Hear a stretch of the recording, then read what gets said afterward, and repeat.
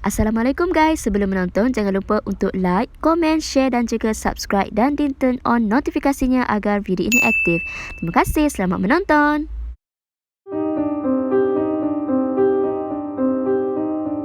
Kita akan cakap soal acap. Siapakah acap? Mesti korang semua tahu. Mesti rakyat Malaysia semua tahulah acap itu siapa. Kalau kita tengok dalam Google pun akan adalah kehilangan acap.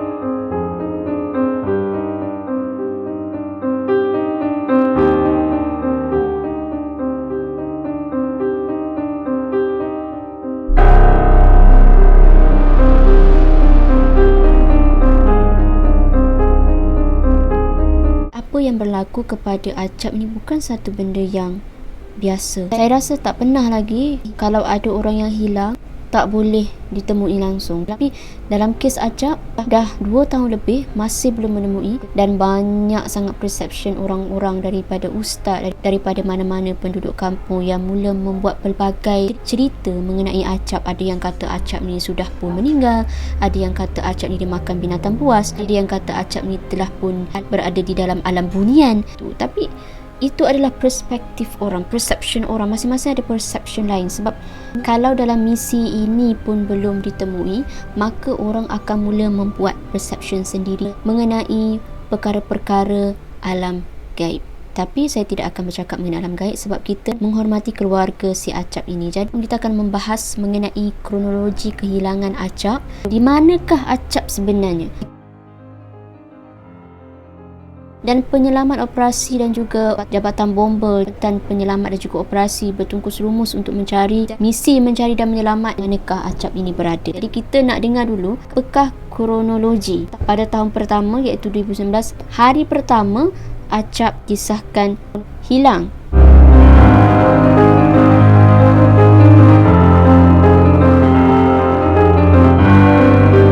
Jadi acap ni nama dia Muhammad Ashraf ataupun dikenali sebagai acap lah. Dia ni adalah seorang juruteknik. Dia ada masuk program larian dekat Gopeng waktu tu. Dia ni antara peserta yang program tu lah. Jadi bila semua member-member dia dah masuk garisan penamat, semua dah sampai di garisan penamat, waktu tu diorang perasan yang acap ni belum sampai lagi di garisan penamat. Yang sepatutnya sampai tapi tak sampai. Diorang macam pelik lah, kenapa tak sampai-sampai lagi, budak ni pergi mana kan. Jadi diorang call tak angkat, diorang call tak dapat, memang tak dapat langsung. Pihak penganjur buat keputusan untuk melakukan pencarian di kawasan tu, kawasan checkpoint tu lah, daripada checkpoint pertama sampai checkpoint yang terakhir.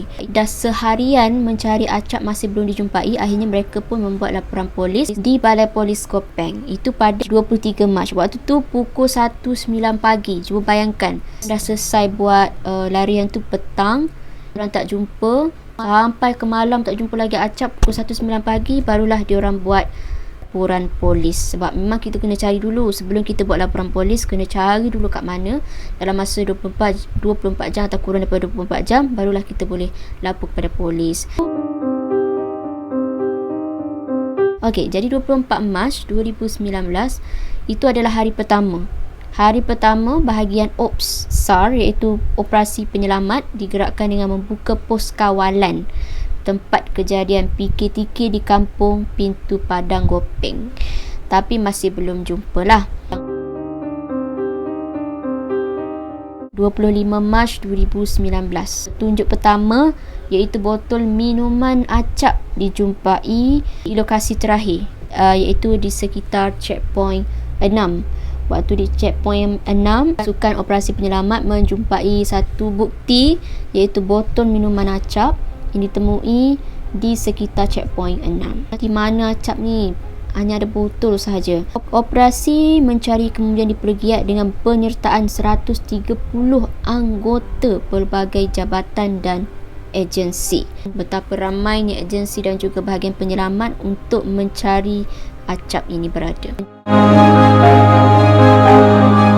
Pada 26 Mac 2019, akan mencari dan menyelamat belum menemui sebarang bukti dan sebarang jejak ataupun petunjuk baru. Tapi skop pencarian tu daripada checkpoint pertama di kawasan tempat sepatutnya program larian itu berada, di setiap checkpoint mereka perluaskan lagi sebab takut acap sesat. Dia duduk dekat checkpoint 6, dia macam lost. Mungkin Mungkin itu boleh berlaku ya. Sebab kita kalau kita kat hutan, kadang-kadang ada juga perkara-perkara yang buat kita tak nampak jalan keluar tu kat mana. So kita pun terpaksa pergi ke jalan yang entah ke mana-mana. Jadi sebab tu pasukan penyelamat memperluaskan lagi kawasan untuk mencari dan menyelamat. Pada 27 Mac 2019, OPSA yang sepatutnya ditamatkan disambung sehingga Sabtu selepas mendapat arahan daripada Pejabat Menteri Besar Perak. Of course lah, kita bila seminggu lebih tak jumpa, kita nak berhenti macam tu. So kita kena teruskan lagi sampai jumpa. Sebab masih memang tak ada bukti kalau betul Acap tu meninggal. Tak ada bukti dimakan. Ada orang kata Acap tu dimakan binatang yang buas, tapi tak ada bukti orang yang dimakan binatang buas. At least kalau bukan dalam masa sehari ataupun dalam masa seminggu dua, at least kita nampak lah kesan darah ke, kesan jejak kaki haiwan binatang buas. Tapi menurut penduduk dekat situ, memang tak ada lagi binatang buas menjejaki kawasan tu. Tak tahulah, Allahu a'lam bissawab. 30 Mac 2019, polis menamatkan OPSA selepas 7 hari operasi digerakkan. Namun, usaha pencarian tetap diteruskan dalam skala yang kecil. 5 April 2019, semua masjid di Perak mengadakan solat hajat sejurus selepas solat Jumaat bagi mendoakan mangsa untuk ditemui dengan selamat. 5 April 2019, semua masjid mengadakan solat hajat ataupun solat hajat gaib Muhammad Ashraf ini supaya melindungi Acap dan segera ditemui. 6 April 2019, masih mencari Muhammad Ashraf masih diteruskan dalam skala yang kecil dan sehingga kini belum ada penunjuk baharu yang boleh membawa kepada penemuan mangsa. Tengok, belum ditemui. Itu adalah kronologi tahun 2019. Bila kita bercakap pada tahun 2020 pula, daripada operasi berskala kecil tu, operasi itu menjadi besar pada tahun 2020 di mana bergabung dengan Jabatan Bomba, Jabatan Penyelamat Sarkom, Jabatan Penyelamat Operasi dan juga Menyelamat. Banyak dan pelbagai jawatan dari setiap negeri. Tapi masih belum ditemui dan keluarga Acap pun turut mencari juga.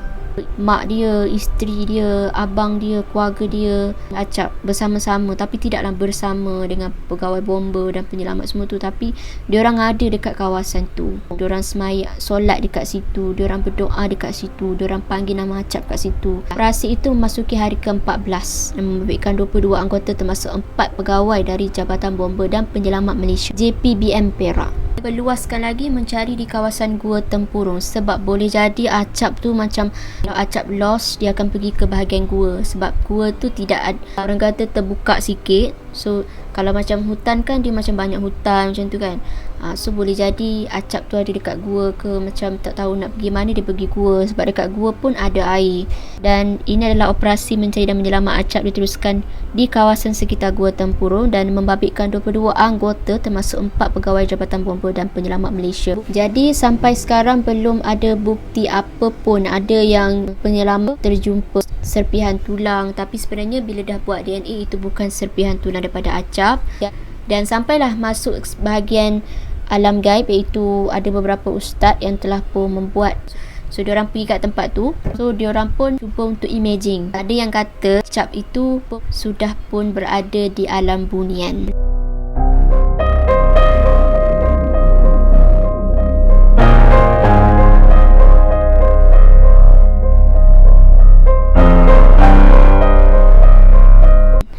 Ada yang kata Acap sudah pun berada di alam bunian dan sampai sekarang kita belum pasti lagi pasal itu. Tapi kita kena percaya alam gaib itu wujud. Kita tak tahu macam mana Acap itu boleh hilang dan kenapa Acap tak pulang-pulang.